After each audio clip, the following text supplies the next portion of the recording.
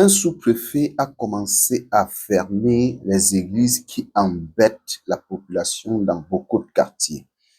Écoutons cette vidéo juste après, je vais vous dire ce que je pense. Si vous voulez faire votre culte, entre vous là, vous faites votre culte, vous êtes tranquille. Tout le bruit que vous faites dans tout le quartier là, ça sert à quoi?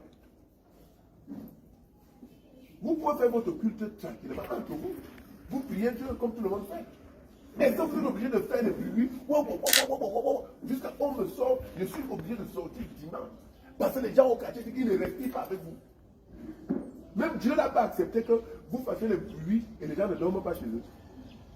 Dieu que vous prétendez servir là, vous pensez qu'il peut être content que vous dérangez? Que les gens ne peuvent pas dormir chez eux, les malades ne peuvent pas se reposer, les élèves ne peuvent pas étudier. Parce que vous faites le bruit, vous pensez que c'est le vrai Dieu là, il peut accepter que vous faites le bruit et vous empêchez les gens d'être tranquilles chez eux. Vous allez tirer la porte. Voilà les CD que j'ai lu, vous allez demander à votre pasteur de venir à la suite de ce culte. Il a dit pour prendre la question de servitude. Votre église est fermée jusqu'à arriver la vie. Vous avez compris? Vous allez prier sur les gens. Les amis, comme vous me connaissez très bien, avec Zéphirin, quand c'est bon, il dépose sur la table, il donne son point de vue, il félicite. Comme par exemple ce que monsieur le préfet ou le sous-préfet est en train de faire en ce moment. J'acclame, je félicite, j'applaudis. Et je lui demande encore plus pourquoi le peuple demande toujours plus. C'est de ça qu'il s'agit. Alors, de vous à moi, Fafa, est-ce que l'acte que monsieur le préfet ou le sous-préfet est en train de poser en ce moment, c'est-à-dire sceller cette église, est-ce qu'il n'a pas raison? Parce qu'il y a des individus que eux, ils créent leurs églises, ils partent dans des quartiers. Le quartier ne peut plus dormir, le quartier ne peut plus respirer. Et après, pour certaines églises, ça se transforme en secte, ça se transforme en hôtel, ça se transforme en lieu de porte-à-porte et tout. Je ne dis pas que c'est ce que cette église faisait, mais on a vu sur les réseaux sociaux comment beaucoup d'églises qui ont été créées, on a vu comment ça a terminé, on a vu ce qui s'est passé là-bas, ça nous a laissé sans voix. Alors, vous ne pouvez pas vous permettre d'ouvrir quelque chose qui est pour vous parce que vous ne pouvez pas prier Dieu pour Zéphirin. Laissez ça. Zéphirin prie son Dieu une place. Tu ne peux pas prier Dieu pour ton enfant. Non, chacun a son Dieu. Chacun sait comment prier son Dieu et il sait comment le Dieu là lui reçoit. C'est de ça qu'il s'agit. Mais pour vous, quand vous créez vos églises, c'est comme si peut-être c'était tout le Cameroun entier, toute l'Afrique entière qui s'était mis en ça pour créer cette église-là. Non. Au fond, pour beaucoup, ce n'est que du business. Ce n'est que des lieux vraiment pas pour adultes. Donc, les amis, je félicite ici la décision du préfet ou du sous-préfet. Excusez-moi je n'ai pas bien défini si c'est le préfet ou le sous-préfet.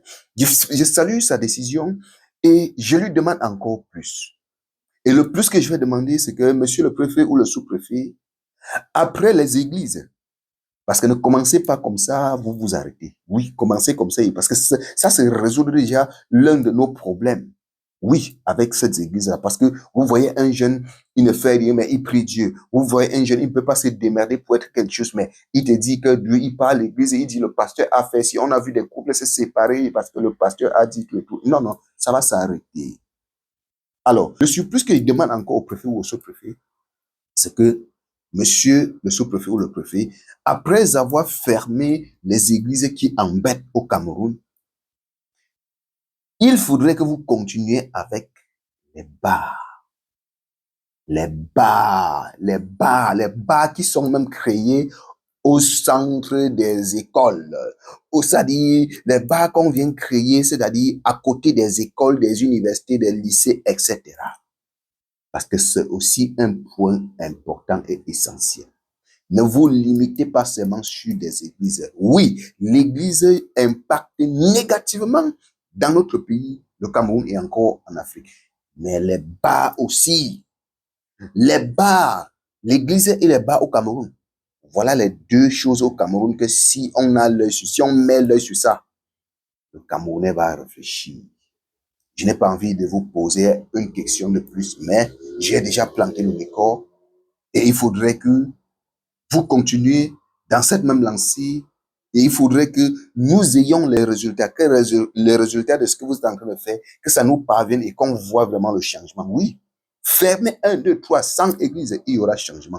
Fermez 1, 2, 3, 4, 100 bars, 150 bars, il y aura un changement. Les Camerounais vont mieux réfléchir. Les Camerounais vont penser à leur avenir. C'est de ça qu'il s'agit. Les amis, dites-moi ce que vous pensez en commentaire et on se retrouve très certainement dans une prochaine vidéo. Partagez la vidéo pour les nouveaux abonnés.